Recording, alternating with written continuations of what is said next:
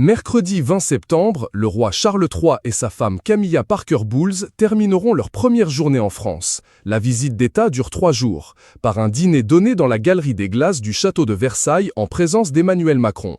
Si on imagine mal le président de la République être en mesure de jouer au guide dans les couloirs du palais, il faudrait en revanche appeler à la rescousse Stevie Boulet. Depuis sa visite particulière des lieux, l'ancien lofter est incollable. Pensionnaire régulier de l'émission Les Grosses Têtes de Laurent Ruquier sur RTL, Stevie Boulet avait eu l'occasion d'évoquer sa visite mémorable du château de Versailles avec l'aide précieuse d'un autre membre de la troupe, le clivant journaliste spécialiste de l'histoire, Franck Ferrand. Franck m'a emmené à Versailles. J'ai eu Versailles que pour moi. Avec les clés, c'était incroyable. J'étais tout seul dans la galerie des glaces. C'était génial. On a fait tous les coins et les recoins. C'était top, avait confié l'ancien candidat de Love Story. Tout ému en racontant son anecdote, Stevie avait alors assuré avoir passé l'une des plus belles journées de ma vie.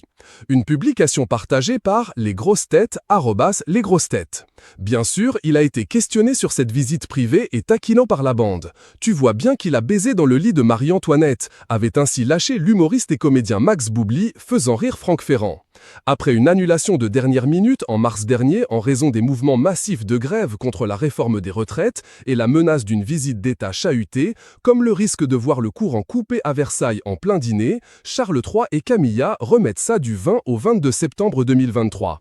Cette visite constitue un honneur fait à la France et illustre la profondeur des liens historiques qui unissent nos deux pays, a fait savoir la présidence dans un communiqué.